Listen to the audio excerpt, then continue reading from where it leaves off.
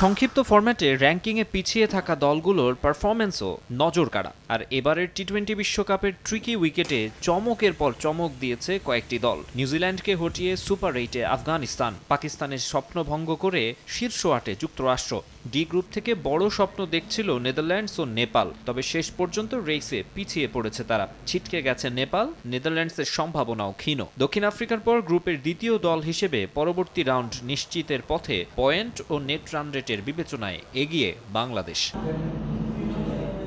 যদিও শেষ আশাটুকু নিয়েই লড়াই চালিয়ে যেতে চায় ডাচরা। গ্রুপ পর্বের সবশেষ ম্যাচটা শ্রীলঙ্কার বিপক্ষে। লঙ্কানদের বিপক্ষে কেবল জিতলেই চলবে না, আছে জটিল হিসেব নিকেশ। এই দুই ম্যাচে আগে ব্যাট করা দল 140 রান করলে সম্মিলিত ব্যবধান হতে হবে 53 রান। অর্থাৎ নেপাল আগে ব্যাটিংয়ে নেমে 140 রান করে যদি বাংলাদেশকে 38 রানে হারায়, তখন শ্রীলঙ্কার বিপক্ষে অন্তত 15 রানে জিততে হবে নেদারল্যান্ডসকে। কঠিন হলেও হাল ছাড়তে নারাজ অরেঞ্জ আর্মিরা। নগদের কাছে সব গ্রাহকই প্রিয়, তাই তো সারা দেশে ক্যাশ আউট চার্জ সবচেয়ে কম।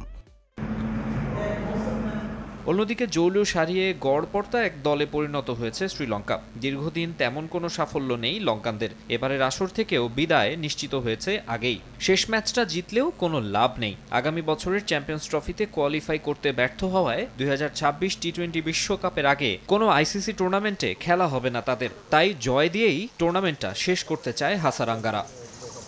মাকসুম আলম খান, সময় সংবাদ।